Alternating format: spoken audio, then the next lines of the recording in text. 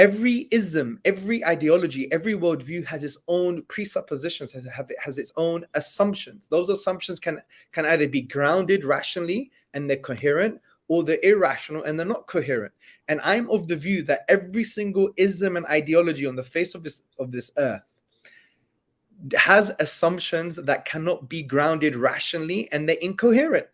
In other words, they're not aligned with the Quran and the Sunnah and basically Islamic orthodoxy. And that's why they're going to get that friction. And you've explained that very well in your examples with feminists, where you use the word headbutting, right? They're going to headbutt, Islamic fiqh or Islamic aqidah or the established, well-known hierarchies in our deen that are necessary and moral for a functioning society, because they've come from Allah. Allah has the picture. We just got a pixelated understanding of reality. So you're right. And this leads to a very important question. So I wanted to stress that Islam is not necessarily, not all non-Muslim models are equally distant from Islam. Christianity, we can see, is closer to Islam than many Nordic forms of paganism, right? Or Hinduism. There's no denying this.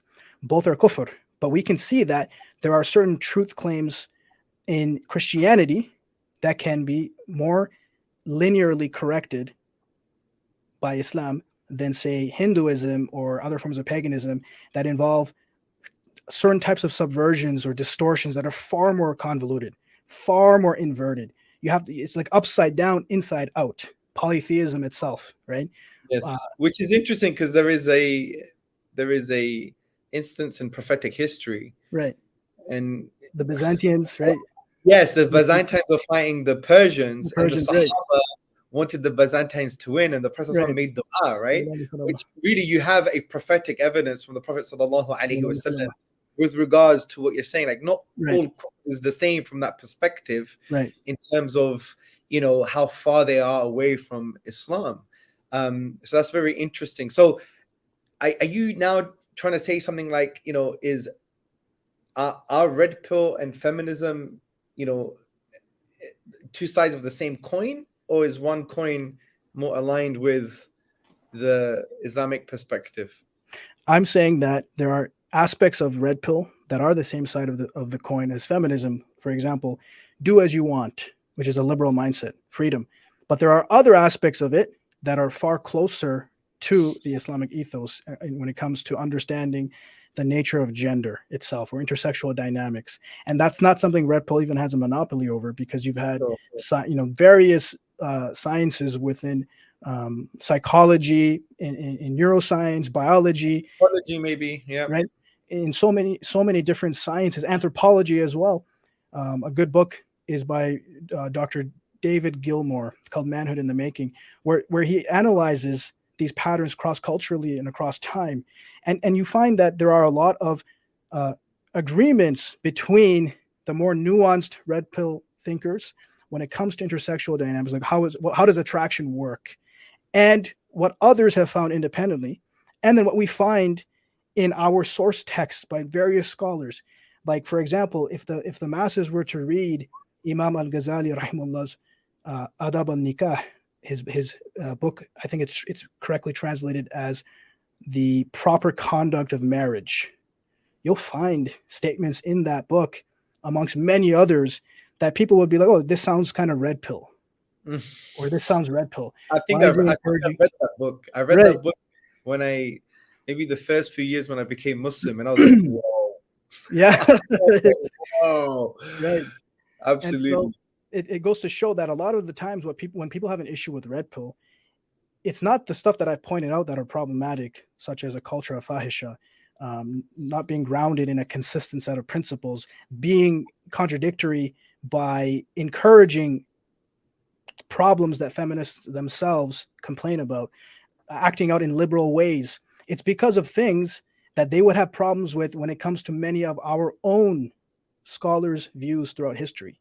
And this is something I've never heard anyone publicly state, right? And you can read many source texts that involve layers upon layers upon layers of the dynamics between men and women.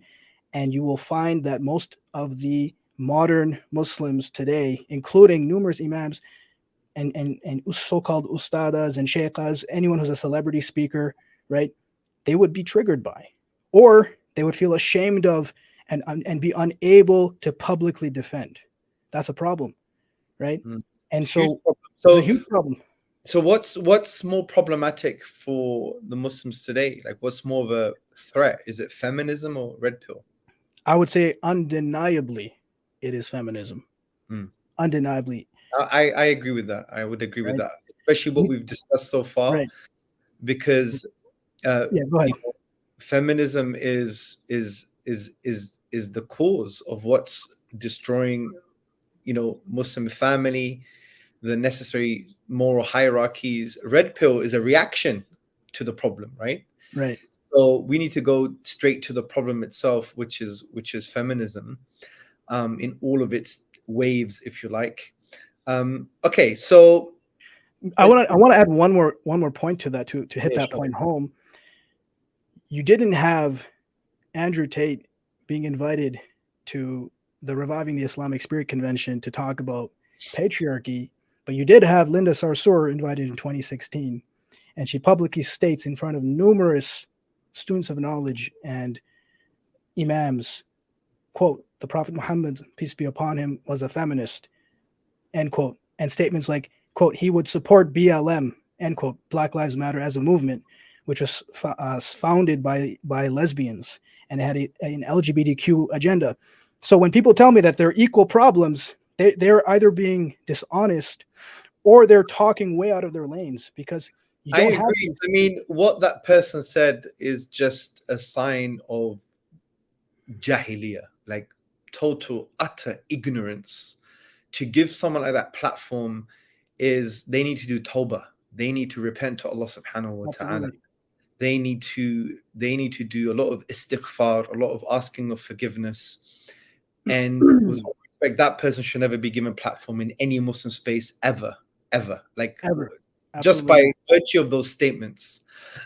Now, and they were backed, that's the thing. There were mainstream speakers who have publicly endorsed this person, and they never added disclaimers.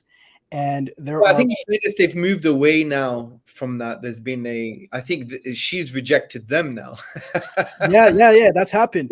But which shows public accountability, the dominant frame, because these men should be rejecting her and saying, we should never have supported you. We should have never supported you. We should never have supported you. Right. We were wrong. We're doing public tawbah. Let's move forward in a positive way. Done. And I've done my own criticism. I've expressed criticism about this issue. Obviously, I never mention names. It's not my modus operandi. I don't think it's healthy. Right. But I've mentioned the fact that good leadership is to accept where you went wrong, want to be held to account, and to say, yes, I was part of a problem. I facilitated the problem. I supported people that I should never have supported. And that we should be honest with the community and say, I'm really sorry. I made a mistake and I didn't follow principles. I didn't, enforce the masculine frame, if you like. I didn't enforce the Islamic principles in the right way. I now realize I was wrong and I've done a lot of damage. Right. Please forgive me. I'll do tawbah to Allah, but here's my strategy now for the future. And I've advised people privately, by the way. And I said, if you were to do this, one person in particular, if you were to do this, you gain a lot of respect, man. Yeah. Right? Absolutely. You gain a lot of respect because you've admitted a mistake, you've admitted a failed strategy, you've admitted, something that is like, frankly, spiritual, theological gross misconduct, right? And then now you're moving forward in a positive way. Now, if you don't do that, when people know what you've done, you're going to lose trust. And for me, a good sign of prophetic masculinity and leadership is having that self-awareness to say, you know what? I made a mistake. This is why I made the mistake. This is what I'm doing to rectify. Please forgive me. I'm going to do tawbah. And this is my way forward now. Please support me. Then you build some trust again, right? Absolutely. But we have this kind of, and this is for me, not masculine, which is I'm not willing to admit my mistake. I'm not willing to admit that I had a failed strategy. I totally messed up. And for me, that creates a lot of mistrust. I wouldn't trust people in leadership positions if they're like that. I would trust a leader if they said, look, I failed. I messed up. This is how I messed up. This is the lessons learned. This is what I'm going to do to rectify the situation. If a leader came up to me like that and said those things, I'd be like, wow, you have self-awareness. You know your weaknesses. You're rectifying the problem. You have a strategy to move forward to uplift the community and to make Allah's word dominant and the highest. Bismillah, we're behind you. But that's not happening. And people can see it. People can see it, right? And for me, I'm just baffled. Like, where is your sense of self-awareness? I mean, your shame. Have some shame. Like, if I knew I made mistakes, right? And hopefully I've done that. If you follow me on social media for years, I've said I was wrong on something and then I move forward. Khalas. And this is how I'm going to learn. This is what I'm going to do. So on and so forth. We need to have that sense of transparency now, that sense of authenticity.